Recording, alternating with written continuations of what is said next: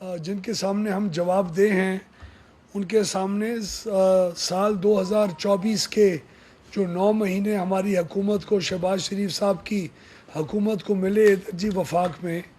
उसकी कारकर्दगी हम जवाबदेह होने के नाते आवाम के सामने रखना चाहते हैं और चाहते हैं कि मेरी आज की प्रेस कॉन्फ्रेंस के बाद एक सिलसिला पूरी डिस्कशन का, सवाल जवाब का, मुख्तलिफ़ टेलीविज़न के प्रोग्राम्स के ऊपर असम्बली में हर जगह हो, ताकि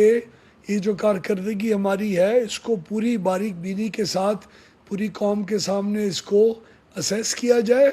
और हमें इनकरेज किया जाए, ताकि अगले 4 साल के अंदर सबसे बड़ी प्रॉब्लम के अंदर फंसा हुआ ये एनर्जी का और ख़ास तौर पे बिजली का सेक्टर कामयाबी से इस मुसीबत में से निकले और हम आवाम को उसकी जो समरात है वो उन तक पहुँचाएँ। पिछले 9 महीने में जब मुल्क के अंदर एक मुस्तकिल इंस्टेबिलिटी की,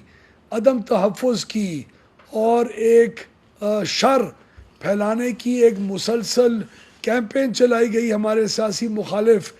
इमरान खान न्याजी के कहने पे, तो उस वक़्त हम अपनी तवज्जो हमने नहीं हटाई। मियाँ नवाज़ शरीफ जो हमारे पार्टी के कायद हैं और शहबाज शरीफ साहब जो मेरे वज़ीर आज़म हैं मुल्क के, उन्होंने काबीना के हेड के होने के नाते हमें सख्त हिदायत दी कि आप इन चीज़ों के ऊपर गौर किए बग़ैर अपने काम के अंदर मसरूफ़ अमल रहें